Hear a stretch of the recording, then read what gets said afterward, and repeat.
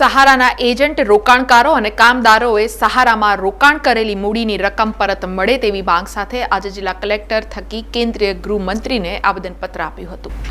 સહારા કંપનીમાં નાની રકમ ભરીને મસમોટી રકમ ભરનાર રોકાણકારોને હવે નાહવાનો વારો આવ્યો છે।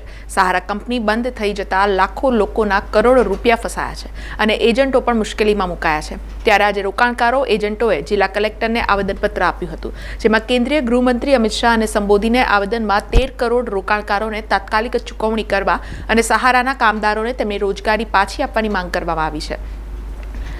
સહકાર મંત્રી અમિત શાહે 18 જુલાઈ 2023ના રોજ સહારા રિફંડ પોર્ટલ શરૂ કરી રોકાણકારોને પોર્ટલ પર અરજી કર્યાના 45 દિવસમાં ચૂકવણી મળી જશે તેવું જણાવ્યું હતું, પણ આજે આ અરજી કર્યાને 1 વર્ષ થઈ ગયું છે, છતાં પણ રોકાણકારોને તેમની મૂડી મળી નથી।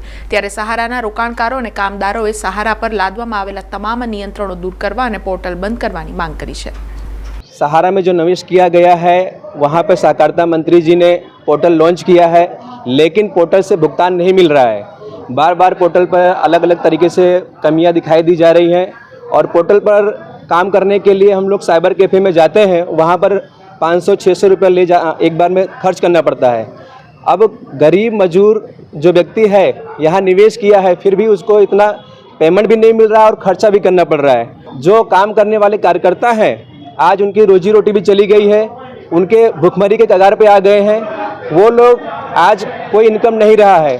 तो आज हम माननीय कलेक्टर जी के माध्यम से माननीय प्रधानमंत्री श्री नरेंद्र मोदी जी और सहकारिता एवं गृह मंत्री श्री अमित शाह जी से निवेदन करने आए हैं कि सहारा का समस्या अतिशीघ्र खत्म किया जाए और जमाकर्ता और कार्यकर्ताओं को उनको न्याय मिले, अतिशीघ्र भुगतान हो और उनका रोजगार मिले। इसके लिए हम यहाँ पर इकट्ठा हुए हैं। આજે 40 વર્ષથી આ કંપની ચાલે છે।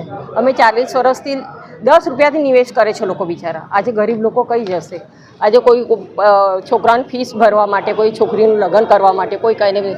આજે હું જ પોતે હાર્ટ પેશન્ટ છું અને મારા પૈસા ત્યાં અટકેલા છે। આજે મારે આઈ એમ 64 એજમાં, હવે તો હું કશું કરી શકતી નથી અને મારા પૈસા ત્યાં અટકેલા છે। મારે બીજી રોજી રોટી નથી, તો મારા પણ પૈસા અટકેલા છે। હું કેમ રિઝાઇન નહીં આપ્યું કે મારા પાર્ટીના પૈસા કાઢ્યા વગર હું પોતે એજન્ટ છું, એટલે મારા પાર્ટીને ન્યાય મળવો જોઈએ, એટલે મેં પોતે રિઝાઇન નહીં આપ્યું। ગરીબ લોકો કંઈથી જેમની પાસે રોજી રોટી જ ના હોય, એના પૈસા અટકેલા હોય, 600, 800 રૂપિયા એક વાર નાખીને કંઈથી લાવે પૈસા? હા, આજે પરિસ્થિતિ એવી છે કે નોકરીઓ નથી લોકોને। આ સારા શ્રીની લીધે આ સારામાં કેટલા લોકોને રોજી રોટી મળતી હતી, આજે બધાની રોજી રોટી તળી છે। અમારી માંગણી છે અમારા પૈસા મળી જાય અને અમારો સારા ઇન્ડિયા ચાલુ થઈ જાય અને લોકોને રોજગાર મળી જાય। સમાચારોના સતત અપડેટ માટે TNN ન્યૂઝને YouTube પર સબસ્ક્રાઇબ કરી બેલ આઇકોન પ્રેસ કરો અને અમારી સાથે જોડાયેલા રહો Facebook, Instagram અને Twitter ઉપર।